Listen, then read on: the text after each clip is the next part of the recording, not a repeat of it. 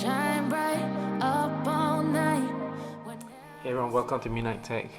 And the iMac's exciting again, and today I'm going to review the iMac 24-inch 2021 model. And the iMac really is exciting again. When I was unboxing it, it brought back the feeling of excitement of unboxing Apple products again. That hasn't happened in a long time. I mean, iPhones aside, iPads aside, it's the last time I really got excited about a desktop. We've seen pretty much MacBooks and iMacs in the generic gray kind of colors, but they brought the excitement back again. And this model that I unboxed was a yellow gold color, which is just so exciting, so beautiful, right? So since my previous 9-year-old iMac died and I was unable to power it up, apart from that, 2 Mac Minis in between, I never had a desktop.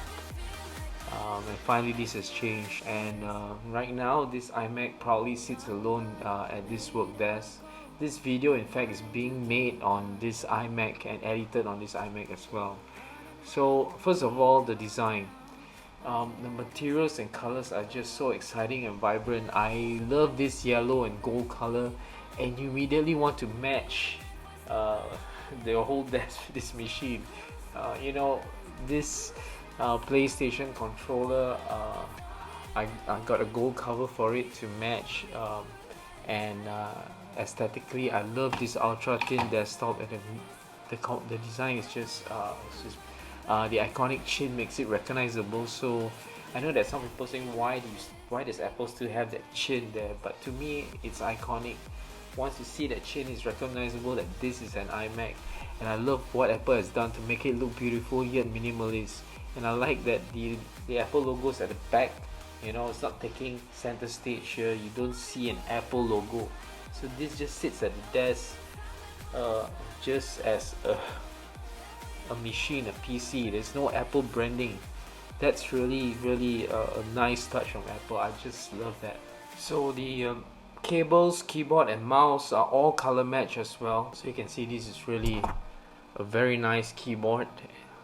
So they're color matched. So it's got that white base and gold color, and even the cables, the lightning cable provided, it's color matched. So it's so thin as well that they had to put the 3.5 millimeter audio jack at the side. And this model also comes in terms of expansion. It comes with 4 USB ports, type C ports, which 2 are Thunderbolt and 2 are USB 3. So it's a very lightweight desktop as well, so it's easy to carry and easy to fix on any desk. So moving this around the house wouldn't be any problem.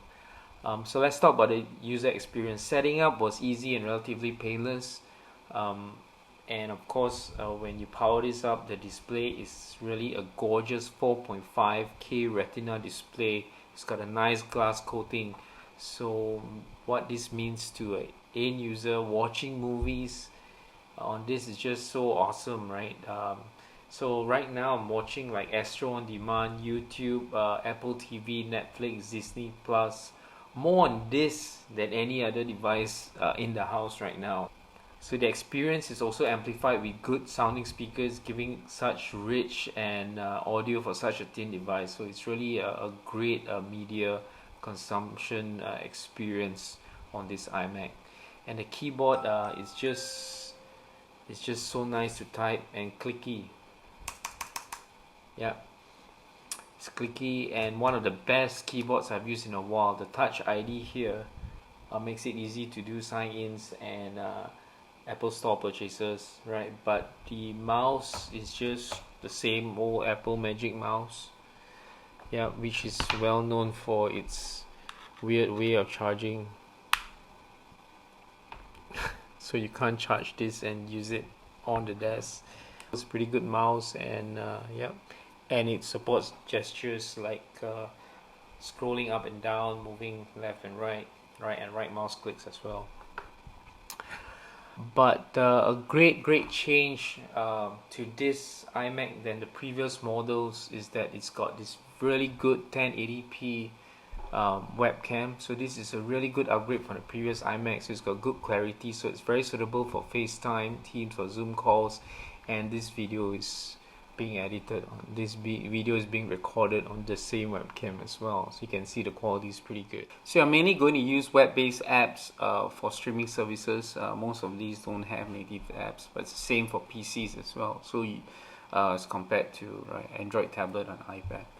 But you can easily create shortcuts from like Google Chrome and launch them like standalone apps. So that's not a real big issue. So pretty much like Facebook, Instagram, those things can just run directly browser based, but launching like an application by itself. So Big Sur Mac OS is now running here, and this is Apple's own M1 ARM based processor. So this was my chance to actually look at the software experience. So there are three things to think about here. One is that running applications in their native mode. So Apple's on the way in this transition phase, moving from Intel based PCs, trying to make things as seamless as possible. The second thing is that older applications, older Mac apps are actually running in emulation and through Rosetta 2. So this is pretty seamless to the user. The third kind of apps a bit more interesting, because you actually can now launch iOS based applications. So applications that you install on your iPhone or iPad can now run on your Mac OS. So while this sounds really great, unfortunately not every app will be agreed on by the publisher to publish it on the App Store. So you can't download a lot of apps right now. Some you could before this. Yeah, but there's still interesting apps that's on my desktop now. Incidentally, one of them is LumaFusion, which is what I use to edit on my iPad. I actually download it. There's no LumaFusion for the Mac, so I actually download the iPad version, and it's happily editing and running on the new iMac here. If you are buying this for fun and games, we know that media consumption works great. We know that if you want to use this for your browsing and for typical web usage and apps editing, it's great, powerful. The M1 chip really, I believe the new software that is native to the M1 will really help you to do a lot of good editing and media production. But if you're one use case, does the Mac game properly? If you're buying this for fun and games, good thing is that Apple is addressing this problem with Macs. So Apple has decided to take it in its own hands, and if you are already an Mac user today, or even an Apple user, part of the ecosystem, you actually have a subscription to Apple Arcade, and they've got some really good games now. Some native games like Crossy Castle, Sneaky Sasquatch are great Apple exclusives. Family oriented and light gaming stuff. But Apple Arcade recently, they have injected some good publishers. It's either for a certain period of time where you can freely download those more premium game titles, or I would say console like games, and games like The Partlers, Sayonara Hearts, Ocean Horn. Now these are paid games that you would buy on a console. They are available on Apple Arcade. And there are some nice exclusives, some good games ranging from role-playing, from adventure to arcade stuff, racing games.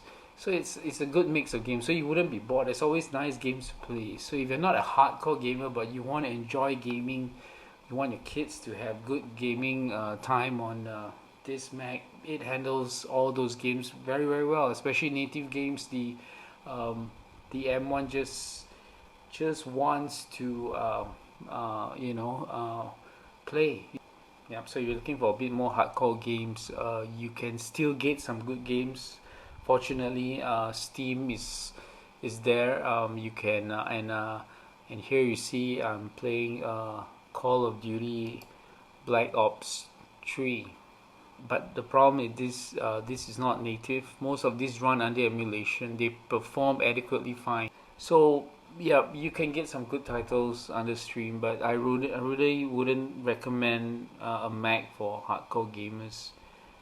Playing games is fine, but if you really want to look for those kind of titles that that you build gaming rigs for, this is just not the platform for you. Productivity is as good as expected. Yeah, whether it's Microsoft Office or even Apple's own productivity apps. So performance is really good on this Mac, and those things Apple will definitely address natively. So in terms of models, right? So if you're looking for a good performance desktop and something that looks just so beautiful, modern, sits there looking so gorgeous at your desk, believe me, this iMac is worth it. The only thing to consider is this: the lower base model actually has a performance downgrade due to things like having a single fan. If you've done your research, compared to the models above the base model, so if you're running processor intensive apps, I think you would hit what I've heard, you hit 10 to 50% drops, even though it's the same M1 chip. And of course, there are certain decisions you have to make. The number of USB ports and this, and certain colors like this gorgeous gold, yellow gold is only available in the higher spec machines. So something to consider there if you are shopping for one. But if you just want the machine at your desk, you're not going to do processor intensive stuff, it's going to work the same way. So I love this iMac, and for the first time in a long time, I really find myself on my favorite apps on the desk rather than on my iPad or smartphone. So I hope you like this review, and until the next one, this is T. Josh from Midnite Tech with the iMac 24-inch 2021. So we'll see you at the next review.